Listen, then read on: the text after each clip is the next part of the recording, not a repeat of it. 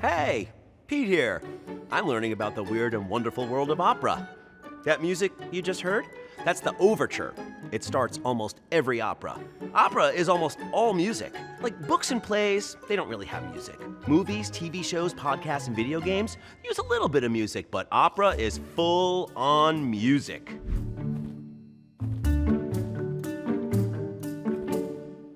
A conductor in a tux holding a baton. Text: The weird and wonderful world of opera. Two winged angels on either side of the text. An angel holding a treble clef. An opera singer surrounded by treble clefs, an exclamation point, and a banner that reads, The music. Several speakers appear in separate panels and address the viewer. A man wearing a hat, Pete, addresses the viewer. An angel holds a banner that reads, Music is well said to be the speech of angels. Thomas Carlyle, philosopher. Treble clefs and an exclamation point surround the angel and text. I love how music in opera helps define emotions. Through the music and through their emotions, everyone can connect to the stories in opera. Someone on stage who's in love might sing, Oh, hello, when our love was new. Someone on stage who's sad might sing, Ach, ich fühl's, es ist verschwinden. That gave me feelings. All right, so the music helps us understand the characters and what they're feeling. You can tell how a character feels by the music they sing. You don't even need to know the words because their voice and the music, they tell you so much. Listen to some of these songs. How do they make you feel?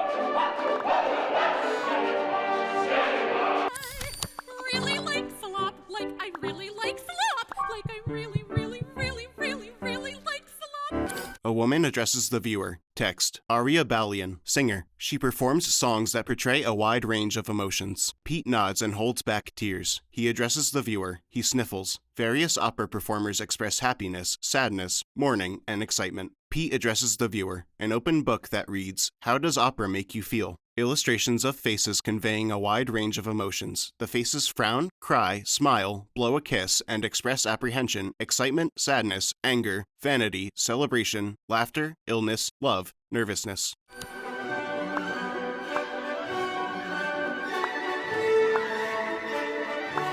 Whoa, that is a lot of emotions. So, who writes this stuff? I do. I am a composer. Composers are a really important part of opera. We write all of the music and we create the score, which holds all the notes that anyone will sing or play.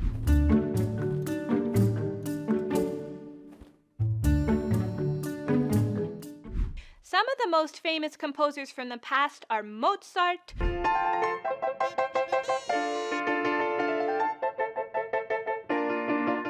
Verdi, and Puccini.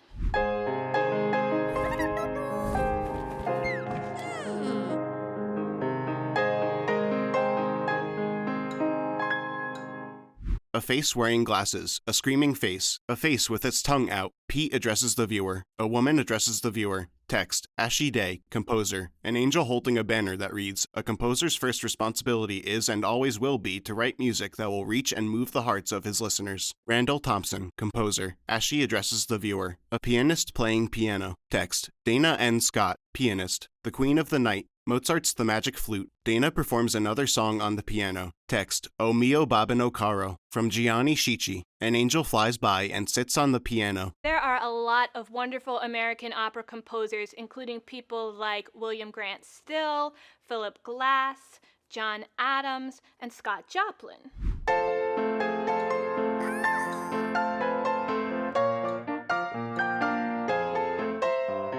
Wow, composers write music for everything, from video games to movies to musicals.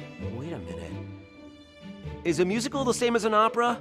American musicals grew out of the opera tradition and really were America's way of doing that. There are many things that are similar about musicals and operas, but we often think of operas as being sung the whole time, whereas musicals, they alternate between speaking and singing. But they're both stories told through theater and music. So, opera really is its own thing, and people are still writing them. Opera legends come from all over the globe and all walks of life. Paul Robeson was an American opera singer and activist and football player. As she addresses the viewer, she counts with her fingers. Dana performs another song on the piano. Text, a real slow drag from Tremonisha. An angel sits on the piano. Pete addresses the viewer. As she addresses the viewer. Various performances in American musicals. Opera performers singing on stage and wearing aristocratic garb. Actors in American musicals wearing everyday garb and aristocratic garb. Pete addresses the viewer. Curtains open on stage, revealing the text. Opera legends come from all over the globe. An angel lifts the text upwards. The text, Paul Robeson, appears under a black and white portrait of a man. Singers like Chinese soprano He Hui, South African soprano Pretty Yende, and Mexican tenor Ramon Vargas have sung all over the world. And Denise Graves is a famous mezzo-soprano who grew up not far from Washington, D.C. Operas continue to be written in new ways and performed in new ways by all kinds of people around the world. It's like opera really brings us together. I have some friends who are in opera school right now. Let's see what they have to say, or sing. I teach singing, but I also teach performing because it's important to be able to act while you sing in order to bring the music and the story to life.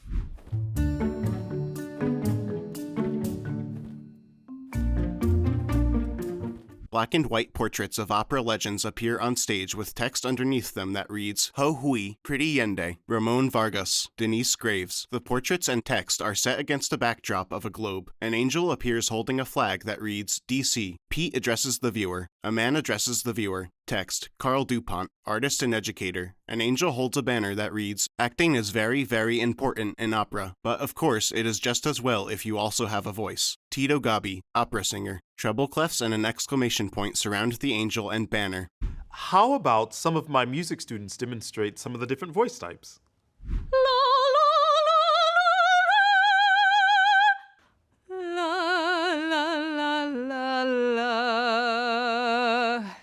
La la la la la and baritone.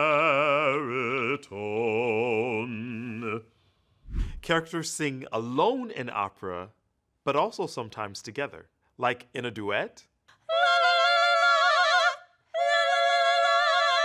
trio, or quartet. Some of the alone singing is called an aria, which stops time.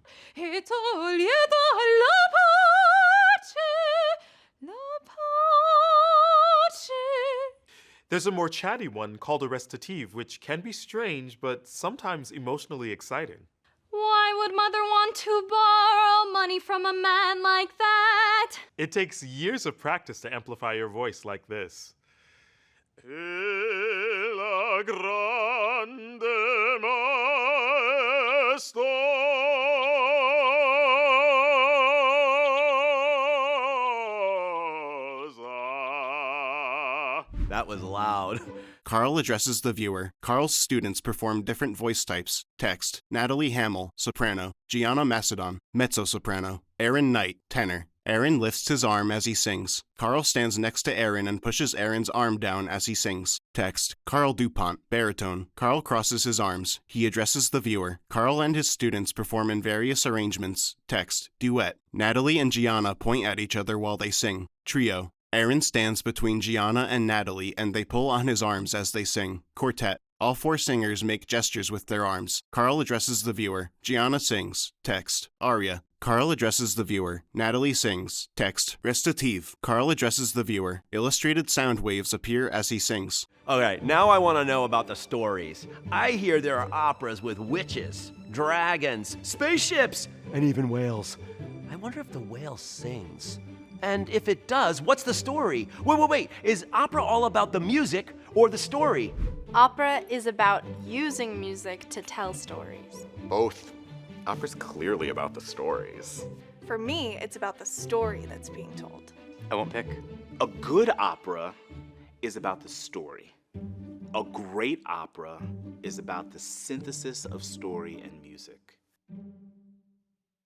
Pete addresses the viewer. Aria addresses the viewer. Various men and women express their opinions to the viewer. Fades to black. Credits roll. Written, directed, and hosted by Peter Michael Marino. Interviewees: Timothy O'Leary, Francesca Zambello, Mark Bamuti Joseph, Aria Balian, Ashley Day, Raymond O. Caldwell, Ken Weiss, Marcia LaBeouf, Paul Taylor, Carl DuPont. An angel appears. Text: Pianist: Dana N. Scott. WNO Opera Institute students: Natalie Hamill, Gianna Macedon, Aaron Knight. WNO Children's Chorus members: Colette Yang, Daryl Johnson. Text: Kennedy Center staff: Timothy O'Leary, General Director, Washington National Opera. Francesca Zambello, Artistic Director, Washington National Opera. Jordan LaSalle, Senior Vice President, Education. Warren G. Williams III, Interim Director, Music Education. Ashley Day, Manager, Music and WNO Education. David Kilpatrick, Director, Education Programs and Productions. Kevin Giglinto, Senior Vice President, Marketing. Andrew Carey, Vice President, Digital. Ben Rosenfield, Director, Multimedia. Regis Vogt, Executive Producer, Media Brand. Text: Sponsors: Paul M. Angel Family Foundation, the Morris and Gwendolyn Caffritz Foundation, Prince Charitable Trusts. Additional opera fans: Chad Vozen, Shannon Glassner, Megan McBride, Ahmed Eldawa. Produced by 522 Productions. An Angel Floats By. Fades to Black.